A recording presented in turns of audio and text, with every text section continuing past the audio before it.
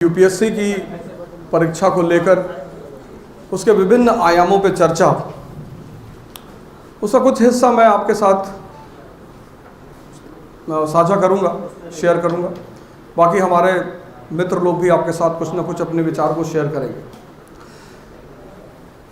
आज से 20 साल पहले जब हम यहाँ आए थे तैयारी करने के लिए, 25 साल, तब की परिस्थितियाँ बिल्कुल भिन्न थी और आज की परिस्थितियाँ एकदम भिन्न हैं। परीक्षा प्रणाली भी परिवर्तित हो चुकी है। हमारे समय में एक जीएस का पेपर होता था, एक सब्जेक्ट का पेपर होता था। इससे मेरा हिस्ट्री था सब्जेक्ट। अब आपके समय में क्या है कि एक जीएस का पेपर है, एक सीसेट है। इस बार का जो रिजल्ट आया तो आपने देखा होगा कि बड़े सारे ऐसे स्टूडेंट, एस्पिरेंट, जिनका पिछली बार सिलेक्शन हो चुका था, वो भी फेल कर गए। सीसेट ने इतनी ज़बरदस्त प्रतिस्पर्धा को बढ़ा दिया है। जीवन तो युद्ध ही है नहीं है। इसीलिए गीता की रचना हुई। जितने भी धर्म ग्रंथ हैं वो इस युद्ध के ही केंद्रित हैं सारे। वो बाइबल हो, वो कुरान हो, वो गीता हो, वो आदि ग्रंथ हो, सारे धर्म ग्रंथ का जो मूल बिंदु है, वो है युद्ध। अब वो धर्म युद्ध हो या कर्म युद्ध हो, वो सब युद्ध है। गीता भी किस चीज का वर्णन है? युद्ध का। और लड़ना सबको है। इस संसार में ऐसा कोई व्यक्ति नहीं है जिसको उस युद्ध में भाग नहीं लेना है। ऑप्शन ही नहीं है ही नहीं। अगर आप ये सोचते हैं कि कोई ऐसा रास्ता मिल जाता है कि हमें इस युद्ध में भाग ना लेना, वो है ही नहीं। ऑप्शन है ही नहीं। आप नहीं लड़ेंगे तो आपको पकड़ के लड़ाया जाएगा, घसीट कर।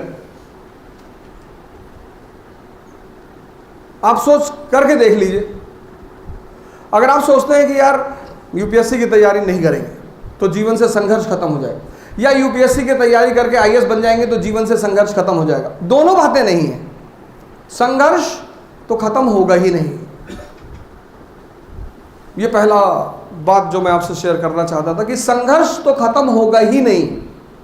जो लोग आईएएस बन गए, आपके सीनियर्स होंगे, आपके परिवार के लोग होंगे, कई सारे आपके परिचित होंगे, उनसे पूछिए आप, संघर्ष खत्म हो गया? संघर्ष जारी है और बढ़ गया। तो जब एक चीज स्पष्ट हो गई कि संघर्ष जीवन में नहीं खत्म होने वाला, तो फिर संघर्ष किया कैसे जाए? 3 रास्ते हैं। बड़े प्रमुख पात्र हैं तीनों। एक रास्ता है दुर्योधन का। वो रो रो के संघर्ष हो रहा है, गुस्से में संघर्ष हो रहा है, जिद में संघर्ष हो रहा है। यानी ये सारी प्रवृत्तियां जिसके अंदर होंगी, कौन कौन सी? क्रोध। मामा जी, अरे रुक जा, इतना बात पे क्यों भड़क जाता है? क्रोध। हमारा जो देश है, उस देश की सबसे महान बात यह है कि हमने दर्शन को कहानियों में परिवर्तित कर दिया। इस देश की सबसे बड़ी विशेषता, जितना भी दर्शन था हमने सबको कहानी बना दिया। बाद में क्या हुआ? हम भटके कैसे? बाद में क्या हुआ? हमने उन कहानियों को पकड़ लिया, जो दर्शन का उद्देश्य था वो भूल गए। और यही इस देश के लोगों की, इस देश का कभी पतन नहीं हुआ और ना कभी होगा, लेकिन इस देश के लोगों का जो पतन हुआ, जो संकट आया, जो आज संघर्ष चल रहा है, जो तनाव चल रहा है, उसकी वजह यह थी कि जो मूल चीज थी, वो हमने खो दिया। जैसे आज आप बहुत सारे लोग अपनी कुंडली दिखाते होंगे, हाथ दिखाते होंगे, और अगर पुरोहित ने देख के कहा कि जीवन में संघर्ष बहुत है, अरे उपाय बताइए। उपाय तो है, थोड़ा सा महंगा है लेकिन ठीक है। सर योगी जी 5 साल सीएम रहे, फिर संघर्ष कर रहे हैं। अगले 5 साल के लिए।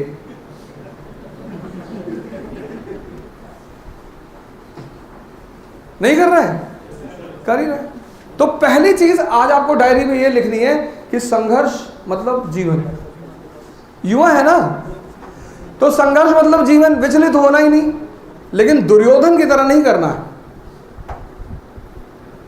क्रोध नहीं करना है, विचलित नहीं होना है। यह संघर्ष ही तो चल रहा है। सुदामा संघर्ष कर रहे हैं, संघर्ष कर रहे हैं, और इतना कर रहे हैं कि घर नहीं बना पाए हैं, खाने को नहीं है, लेकिन उनके जीवन में एक महत्वपूर्ण पहलू है उनका मित्र कृष्ण। तीसरा व्यक्ति जो महाभारत में है वो स्वयं साक्षात कृष्ण।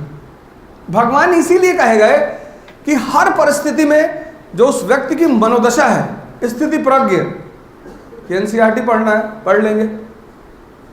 आप में से कितने लोग पिछले 2 साल से तैयारी कर रहे हैं? ईमानदारी से बताइएगा। 3 लोगों की इज्जत नहीं होती, एक सन्यासी, एक भिखारी और एक स्टूडेंट। अगर आपने इज्जत की चिंता की तो आप गए। अब भिखारी सोच ले कि मेरा इज्जत है तो हाथ कैसे फैलाएगा? स्टूडेंट सोच ले कि मेरी इज्जत है तो सवाल कैसे करेगा या जवाब कैसे देगा? कितने लोग 1 साल से तैयारी कर रहे हैं? किसकी इच्छा है इस क्लास में मुझसे इंटरैक्ट करने की? क्योंकि मैं अपनी तरफ से तो प्रश्न पूछ नहीं सकता। तो बेइज्जती कर रहे थे क्लास में बहुत अपने आप को। इधर से कौन इंटरैक्ट करेगा? कौन करना चाहता? चलो भाई, हाँ खड़े हो जाओ। क्या नाम है? सुनील अवस्थी। ऑप्शनल क्या है? अच्छा, ऑप्शनल पढ़ लिया, आधा हो गया। जो महाद्वीप के जो क्लाइमेट होते हैं ना, क्लाइमेट, उसका मुख्य आधार क्या होता है? कौन सी ऐसी चीज है अगर तुम्हें वो पता चल जाए किसी कॉन्टिनेंट की तो तुम उसके क्लाइमेट का अंदाजा लगा सकते हो?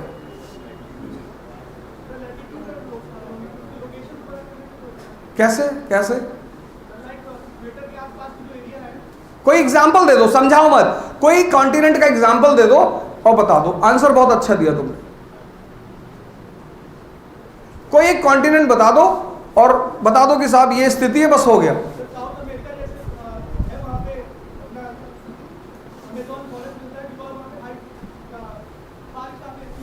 अच्छा, और कोई बढ़िया से एग्जांपल दो, पूरी क्लास को बात समझ में आ जाए कि यार latitude is the deciding force. Africa, Africa 37 degree north, 34 degree south. तो पूरा कॉन्टिनेंट किसमें है? ट्रॉपिक्स के बीच में। तो जब पूरा कॉन्टिनेंट ट्रॉपिक्स के बीच में है तो सबसे पहला डिसाइडिंग फोर्स क्या होगा? टेम्परेचर। सबसे पहला डिसाइडिंग फोर्स क्या होगा? कितने टाइप के क्लाइमेट है अफ्रीका में? चलो कोई बात नहीं, तुमने पहला आंसर बहुत अच्छा दिया। ये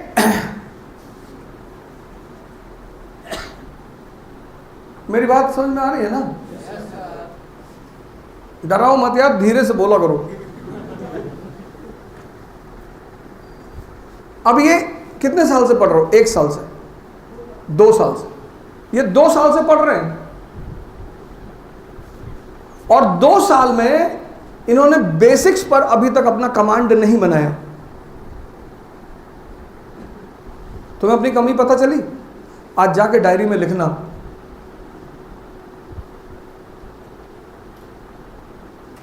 दो साल कम समय है? कम समय है? नहीं। तीसरा जो कैरेक्टर है वो है कृष्ण। कॉन्सेप्ट्स क्लियर है? कॉन्सेप्ट्स क्लियर है। अब इन तीनों में एक कैरेक्टर है अर्जुन। अर्जुन मतलब हम सब। जीवन संघर्ष है, हम सब उस संघर्ष में हिस्सेदार हैं। और जब भी कोई बड़ी चुनौती हमारे सामने आती है, जैसे आपके सामने आ गई आईएएस, तो हम दुविधा में पड़ जाते हैं कि यार आईएएस बनने से ही थोड़ा सब कुछ होता है, मोदी जी आईएएस नहीं बने तो नहीं जिए। ये हम हैं। अर्जुन मतलब हम।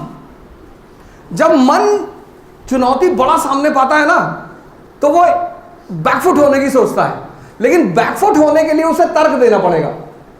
मन की जो एक सबसे बड़ी बात है वो ये है कि वो जो चीज आपसे करवाना चाहता है उसके लिए एक सशक्त तर्क देगा। जैसे आप सिगरेट पीते हैं तो ऐसे नहीं पिलाएगा आपसे सिगरेट, वो तर्क देगा कि नेहरू जी भी पीते थे।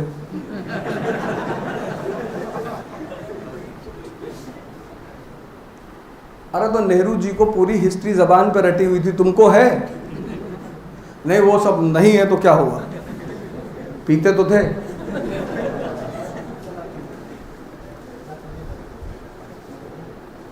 संघर्ष का जो पहला सिद्धांत है कॉन्सेप्चुअल क्लियरिटी, क्या करना है, कैसे करना है, पहला सिद्धांत। जैसे तुम में से बहुत सारे लोग डर गए होंगे कि यार क्या करें, ऐसे अर्जुन भी डरा। वो हमारी कहानी है। फिर मर ने तर्क देना शुरू किया, पहले एसएससी दे दे और नौकरी लग जाए फिर करें। फिर कोई आगे कह दिया कि अरे आईएएस में सबका थोड़ी होता है, गुड्डू भैया आए थे 3 साल बाद पागल हो गए।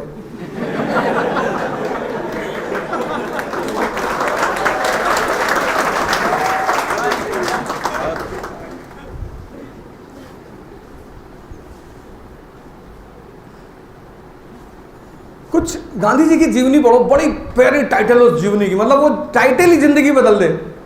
किताब तो पता नहीं क्या करे जीवन में, टाइटल इतना प्यारा है, माई एक्सपेरिमेंट्स विद ट्रुथ।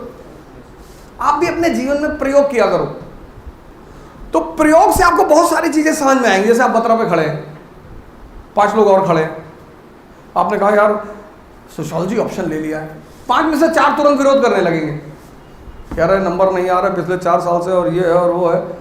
और मन का एक और नियम है, अगर आप कोई चीज करना चाहते हैं और एक विरोध कर दे तो मन तुरंत पीछे होने लगता है।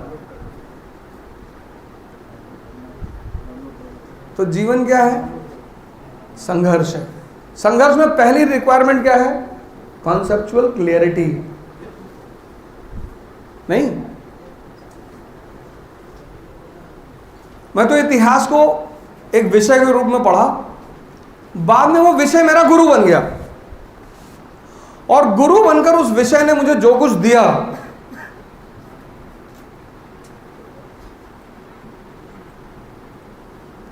अर्जुन, अशोक, अकबर एक तरफ, मोहम्मद बिन तुगलक, औरंगजेब, अडवाणी दूसरी तरफ। अर्जुन, अशोक, अकबर एक तरफ, Mohammad bin Tughlaq, currency system, token currency, अच्छी सोच। मध्य युग में कोई आदमी इतने आगे के बारे में सोच रहा है, बहुत बड़ी बात है, लेकिन सोचना और फिर उसे सक्सेसफुली इंप्लीमेंट करना। 31 दिसंबर आ रहा है, बहुत लोग कसम खाएंगे कि कल से सिगरेट नहीं पिएंगे, और 1 जनवरी 11 बजे तक कसम चलेगी, किसी की 11:30 चल जाएगी।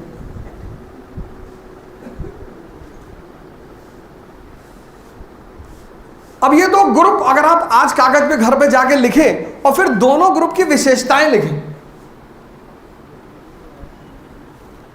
जैसे एक ग्रुप है अर्जुन, अशोक, अकबर, इनका ग्रुप, इनका जो इनके साथ जो लोग हैं संगत, एक से एक एडवाइजर। अशोक का एडवाइजर कौन है? मोगालिपुत्तिस।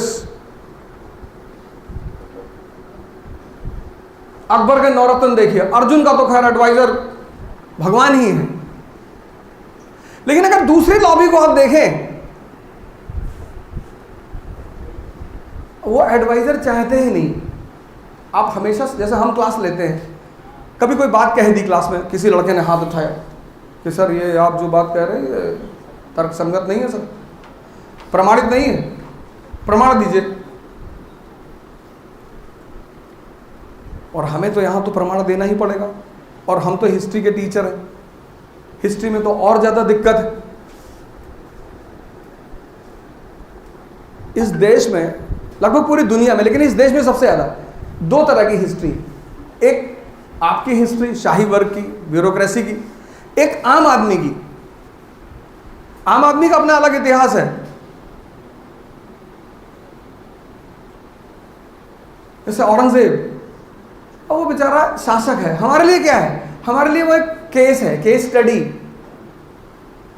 अगर आप औरंगजेब को हिंदू की तरह देखेंगे ना, तो आप उसकी महानता नहीं देख पाएंगे, और अगर आपने औरंगजेब को मुसलमान की तरह देखा तो आप उसकी गलतियां नहीं देख पाएंगे।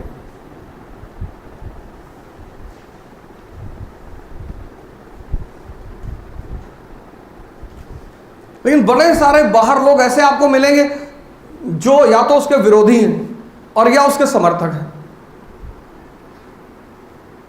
ये औरंगजेब जानते भाई साहब, क्या बहुत बड़ा आदमी था। आपको भी कहना हाँ बहुत बड़ा, एक बार ऐसे आसमान में उंगली डाल के छेद कर दिया था। और पहला काम ये करो, इस तैयारी का सिद्धांत पहला ये है कि जो भी करने जा रहे हो, पहला स्टेप होगा कॉन्सेप्चुअल क्लैरिटी। देखो ये अवस्थी 2 साल से तैयारी कर रहे हैं। आशा करता हूं ये जो बातें मैं आपसे कहूंगा आज, इसको एक पेज पे एक एक पॉइंट लिख लीजिएगा। तो पहली चीज क्या है? संघर्ष करना ही है, तुम भाग ही नहीं सकते। उसके रिक्वायरमेंट क्या है? पहला कॉन्सेप्चुअल क्लैरिटी, क्या करना है और कैसे करना है। नहीं, ये बात क्लियर, स्पष्ट? तभी मैं दूसरे मुद्दे पे आऊंगा। पहला मुद्दा स्पष्ट, संघर्ष है, तुम भाग नहीं सकते, तुम भाग ही नहीं सकते, ऑप्शन ही नहीं है। तो जब भागना नहीं है तो हंस हंस के लड़ेंगे।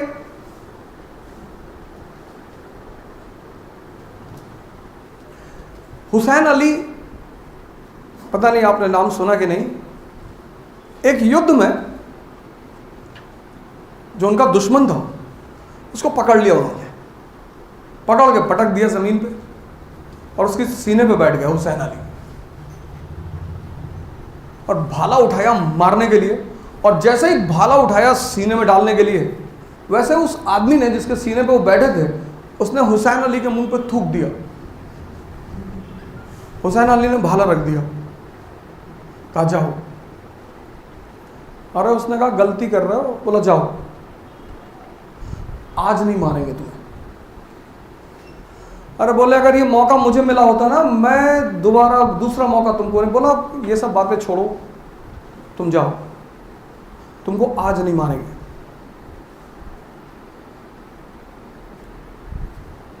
तो उसने कहा मैं तो चला जाऊंगा, पर वजह जानना चाहता हूं, आज क्यों नहीं मारोगे?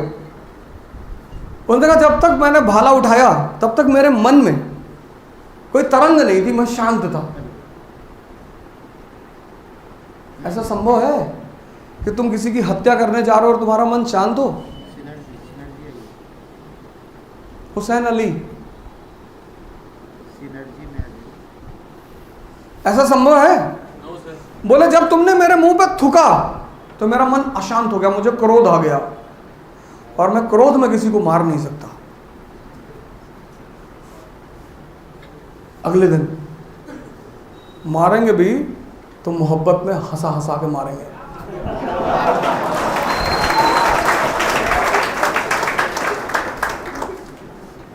संघर्ष करना है।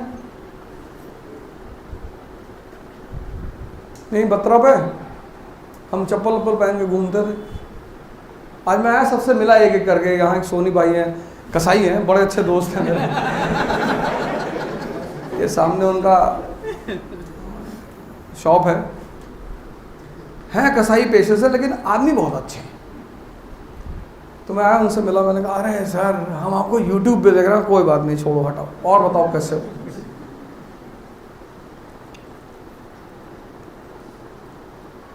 जितने लोगों को मैं यहाँ जानता था, मेरा पान वाला है, मैं उससे गया मिला, कहा पान खा लीजिए। हमने कहा लड़के बुरा मान जाएंगे क्लास में, तो फिर मैंने कहा बना दो, बाद में खा लेंगे, पान तो खाएंगे ही। पहली शुरुआत यहां से करो, डरने की कोई जरूरत नहीं। इस यूथ, इस जवानी का क्या करोगे? 3 फेज है लाइफ के। बचपना, वहां समझ नहीं होती, एनर्जी बहुत होती है। वो तो हमारा समाज है भारत का, जहां लोग बच्चों को बचपन से पता नहीं क्या क्या बनाते रहते हैं। बेटा तुम IAS बनना, और हमारे घरों में जो लोग आते हैं वो और बड़े महारथी। हमारे घरों में बच्चे शो पीस हैं। कोई बाहर से आया, पोयम सुनाओ बेटा। अबे अमीर खुसरो है तुम्हारे दरबार के, जो भी आ रहा है पोयम सुनाओ, पोयम सुनाओ, पोयम सुनाओ। बचपना, वहां समझ नहीं है, एनर्जी बहुत है, इसलिए तो बच्चे बहुत बदमाशी करते हैं। वो बदमाश है इसलिए नहीं करते, एनर्जी बहुत है और पता नहीं कि लगाना कहां है। फिर तीसरी फेज है बुढ़ापा, वहां एनर्जी नहीं है, समझ बहुत है। तुम किसी 80 साल के बुजुर्ग आदमी से प्रेम की बात करोगे ना, गुस्सा हो जाएगा कि बदतमीजी की बातें मत करो, ये सब में कुछ नहीं रखा है। आप नहीं किए थे, बदतमीजी बिल्कुल मत करना। लेकिन वो खत्म है। समझदारी किसकी इंपॉर्टेंट है? विवेकानंद की। हम क्यों सम्मान करते हैं विवेकानंद का? जवानी, जवानी। हम विवेकानंद को क्यों सम्मान करते हैं? जवानी। सोचो, जो आदमी फोटोग्राफ में इतना खूबसूरत था, वो वास्तविकता में कितना खूबसूरत रहा होगा।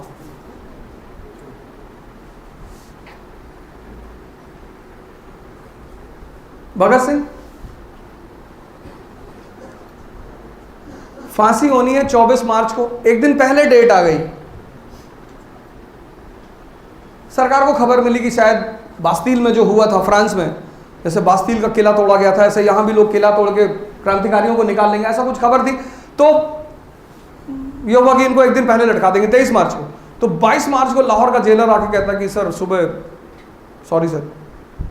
सुबह 4 बजे बंदा तैयार है, नहा धो के फिट, मेडिकल चेकअप हुआ, 4 kg वेट बढ़ गया।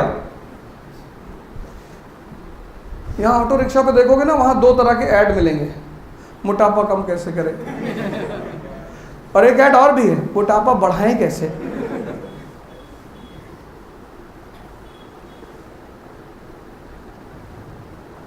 किताब पढ़ रहे हैं, किताब मार्क्स एंड लेनिन।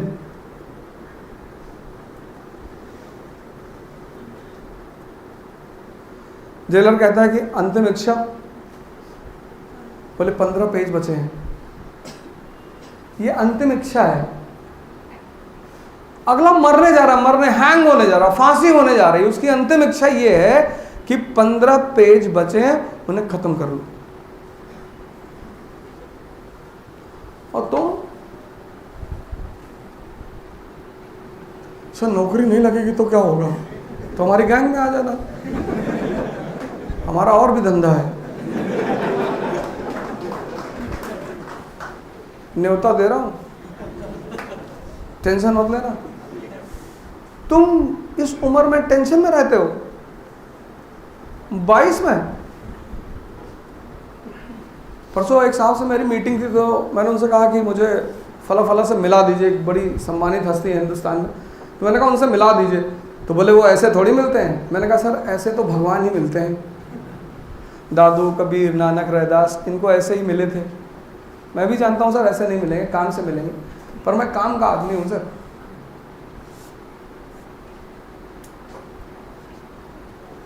,700 किलोमीटर की साइकिलिंग की थी पिछले साल, कोरोना के पीक में, तुम्हारे लिए ही की थी। एक अटेम्प्ट बढ़वाना था IAS का, 16 सितंबर से 26 सितंबर, लखनऊ से दिल्ली।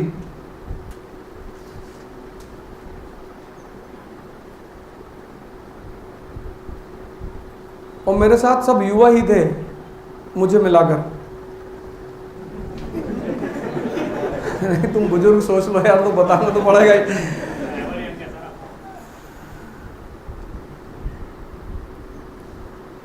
ये एक बात हुई। दूसरी चीज जहां से आपको फिर शुरुआत करनी है, जो आउट ऑफ द कोर्स है, लेकिन मैं उसको हर जगह चर्चा करता हूं, हर जगह। बाकी तो सर लोग बताएंगे, बोलेंगे ही सब बात। जितने लोग यहाँ बैठे हुए हैं सब मुझसे ज़्यादा ही जानकार है। मैं बड़ा खुश हुआ सबको देख के, खासकर ललित सर को देख के तो मैं इतना खुश हुआ, और सभी सारे लोगों से। और मैंने कहा ना, किसी शिक्षक की तुलना मत किया करिए, सब अपने आप में महान है। आपकी क्षमता, आप किससे क्या लेते हैं। तो एकलव्य यही बात का संदेश देता है कि तुम नहीं पढ़ाओगे तो भी तुमसे जो लेना है वो मैं ले लूंगा। एकलव्य एक ऐसा कैरेक्टर है जिसने गुरु को भी पीछे कर दिया। कुछ पर्सनालिटियां ऐसी होती है ना जो कुछ चीजों को ट्रेंडी तोड़ देती है। जैसे लोग कहते हैं भगवान सर्व शक्तिमान, बाली,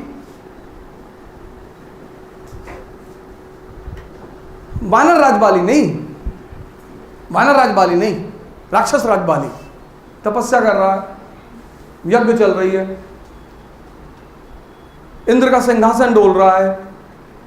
पता नहीं इंद्र कैसा, उसका जब देखो तब सिंहासन ही डोलता रहता है। और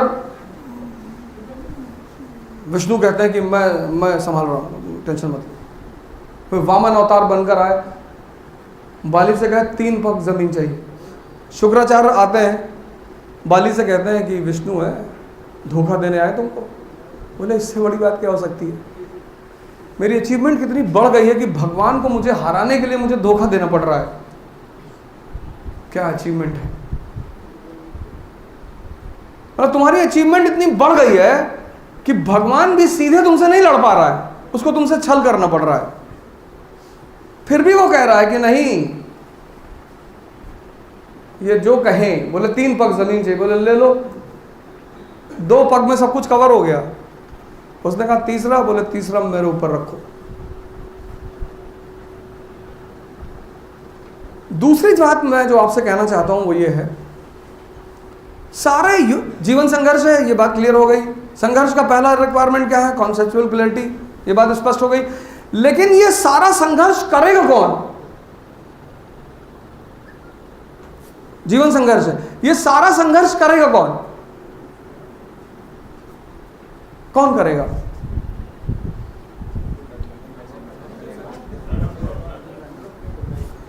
इस सारे संघर्ष में मुख्य भूमिका किसकी होगी? मन की। यहां पर लगभग आज का युवा हिंदुस्तान का मार खा रहा है। मैंने कहा ना, आप बत्रा पे खड़े होंगे, आपने कहा मेरा ऑप्शनल सोशियोलॉजी है, 4 लोग विरोध करेंगे उसका तुरंत। सबसे अच्छी बात यह है कि जो आपका ऑप्शनल है, यहां बत्रा पे बहुत सारे लोग हैं पाषाण काल से,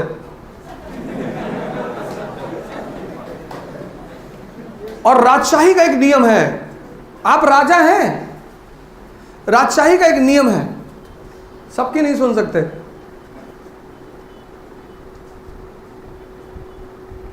हमारे पास जब पहली बार पैसा आया, तो श्रीमती जी को लगा गाड़ी लेनी चाहिए। बोली मारुति लेंगे, मैं ले लो। तो पता नहीं, जब हम कोई नई चीज लेने आते तो आपस में रिश्तेदारों को जरूर बताएंगे, जलाना होता है कि हम लोग गाड़ी लेने जा रहे हैं।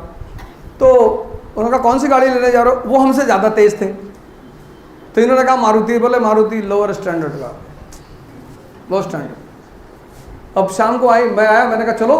बोली नहीं मारुति लो स्टैंडर्ड कार है। अरे मैंने कौन बोला? अरे बोले, हमने कहा अच्छा चलो डिसाइड कर लो। 6 महीने बीत गए, वो डिसाइड ही नहीं कर पाई गाड़ी कौन सी लेनी है। इतना जीवन में टाइम है, जिसके पास महत्वाकांक्षा है उसके पास इतना टाइम है कि वो 6 महीने ये डिसाइड करेगा कि गाड़ी को, पहले ये देख लो पैसा कितना रखे हो। पहला डिसाइडिंग फैक्टर तो यही है ना। अब लेना चाहे तो रोल्स रॉयस, पैसा नहीं है तो। फिर एक दिन हमारी छुट्टी थी, मैंने कहा चलो गाड़ी खरीदते। कहा कौन सी करते? मैंने कहा चलो आओ। फिर एक्सेट में महिंद्रा का शोरूम है, वहाँ पहुँचे, मैंने कहा स्कॉर्पियो दे दे, टॉप मॉडल। बोले स्कॉर्पियो ले रहे हो, बदमाशों की गाड़ी है। हम कौन सा शरीफ है, हम तो एक्सीडेंटल टीचर हैं। टीचर तो हमारे नल सर हैं, सारे लोग हैं। हमको तो भगवान कहते हैं कि जाओ पढ़ाओ, हमको तो दंड मिला है। हम अपने टीचरों को बहुत परेशान करते थे क्लास में। हम तो अब देखते हैं क्लास, जब हम क्लास लेते हैं, कोई लड़का शायद ही कभी क्वेश्चन पूछता है। आपको क्वेश्चन पूछना चाहिए, आप उस विषय को तैयार करके आए जो टीचर पढ़ा रहा है। कोचिंग बहुत प्यारी चीज है, अगर आप समझ जाएं कि कोचिंग का रोल क्या है। कोचिंग आपको 1 साल में आईएएस बना सकती है, मैं भी बताऊंगा कैसे, सिर्फ बोलने की बात नहीं है। कोचिंग इतनी प्यारी चीज है कि आपको 1 साल में आईएएस बना दे। लेकिन आप एक छोटी सी गलती करते हो और पूरी कोचिंग और उसका पैसा और सब वेस्ट हो जाता है। फिर आप अपने आप को तो ब्लेम कर नहीं सकते।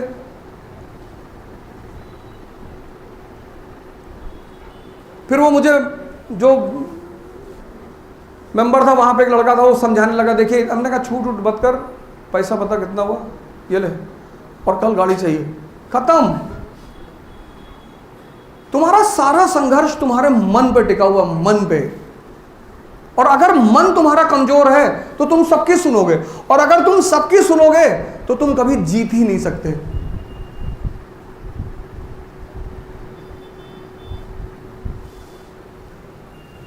मोहम्मद बिन तुगलक क्या है, किसी की नहीं सुनता। उसने कहा राजधानी परिवर्तन करेंगे।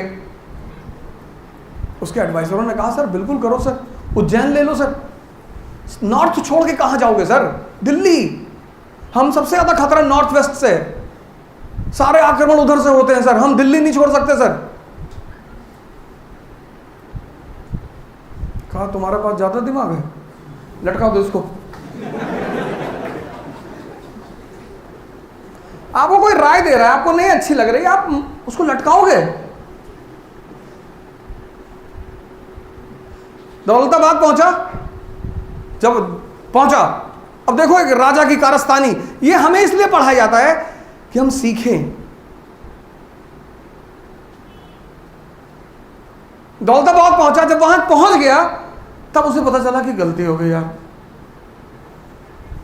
फिर रातों रात भाग के आया। टोकन करेंसी चला रहा है भारत में, जहां लोग कटिया लगा के बिजली जलाते हैं। भारत में 5 रुपए का सिक्का देख ले तो पैर रख के खड़े हो जाते हैं और कहते हैं झूठ नहीं बोलना चाहिए। वहां वो टोकन करेंसी चला रहा है बिना प्रिकॉशन। तुम 500 रुपए का नोट किसी को दोगे वो ऐसे देखेगा ना। मौर्यंस है, मौर्यन एम्पायर, उनके पास 2 अधिकारी हैं, एक लक्षणाध्यक्ष जो मिंटिंग का कार्य देख रहा है, और एक रूपदर्शक जिसका काम है करेंसी को चेक करना। सोचो उस वक्त करेंसी क्या है, स्पाइन है एम्पायर की। आज जो प्रॉक्सी वॉर हमारे साथ चल रहा है, पाकिस्तान और चाइना हमसे प्रॉक्सी वॉर कर रहे हैं, उसमें सबसे बड़ा अटैक वो हमारे ऊपर क्या करते हैं, फेक करेंसी। किसी भी कंट्री में फेक करेंसी बढ़ा दो, पैरेलल इकोनॉमी खड़ी हो जाएगी, इकोनॉमी ध्वस्त हो जाएगी। और इकोनॉमी क्या है, साम्राज्य की मां है। इकोनॉमी ध्वस्त, साम्राज्य खत्म। उस देश में वो व्यक्ति बिना प्रिकॉशन के करेंसी चला रहा है, हर घर में छपाई शुरू हो गई, इन्फ्लेशन बढ़ गया। ये हुआ कि भाई रोक दो करेंसी, रोक दिया उसने, टोकन करेंसी रोक दिया। रोक के फिर उसने क्या किया, उसने कहा जितने लोगों के पास भी टोकन करेंसी है वापस करके तिजोरी से ओरिजिनल ले लो। जिन्होंने नहीं छापा था उन्होंने भी छाप लिया। यह है मोहम्मद बिन तुगलक। इसलिए पढ़ाया जाता है कि तुम ये गलती मत करना। पहली बात तो सुनो किसी एक आदमी की, वो तुम्हारा चॉइस है, वो तुम्हारी चॉइस है। किसी एक की सुनो, किसी एक आदमी को पकड़ो अपने जीवन में, वो तुम्हारी चॉइस। ये नहीं कि सब किसी के पास जा रहे हो, तुम अपना चुनो, एक आदमी। ज्ञान सिर्फ किताबों में नहीं है, समय में भी है। महावीर 5 तरह का ज्ञान बताते हैं, जैन, मति, श्रुति, अवधि भी एक ज्ञान है। ये जो शिक्षक हमारे मित्र यहां बैठे हैं, इनके पास इतना बड़ा एक्सपीरियंस है। और यही बनाएंगे आपको आईएएस। कैसे? इनकी बात आप मान लो, बस किसी की भी एक आदमी की एक बात आप मान लो और आप हारना तो कहना, लेकिन आपको इन पे भरोसा नहीं हो पाता। राय का एक सिद्धांत है, राय हमेशा उस आदमी से लेना चाहिए जिसका हित आपके हित से जुड़ा हुआ हो।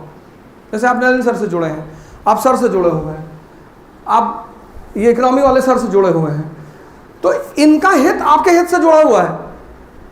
आप आईएएस बनेंगे ना तो हमारा भी तो नाम होगा, नहीं? राय का एक सिद्धांत है, सबसे नहीं ली जा सकती। सबसे लोग है वो नचा देगा तुमको। तो संघर्ष में जो सबसे डिसाइडिंग फैक्टर है वो है मन। अब मन के बारे में 2-3 बातें सुन लो, ऐसे नहीं किसका इतिहास ऑप्शनल है। कितने साल से पढ़ रहे हो? शुरू किया? अच्छा, किसने पढ़ रखा, ऑप्शनल पढ़ रखा है, हिस्ट्री ऑप्शनल? हाथ उठा दो, जिंदगी बदल जाएगी। शर्माना मत। एक लड़का पीछे से हाथ उठाए हुए, इधर कौन? तुम्हारा क्या नाम है? अच्छा, पढ़ लिए हिस्ट्री ऑप्शनल? सुल्तान और बादशाह में क्या फर्क है?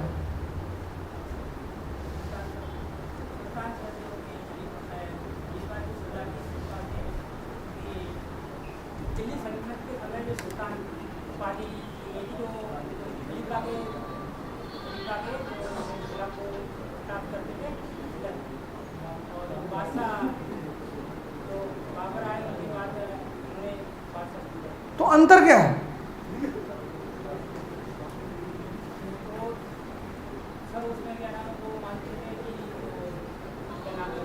अच्छा चलो छोड़ो, ये बताओ,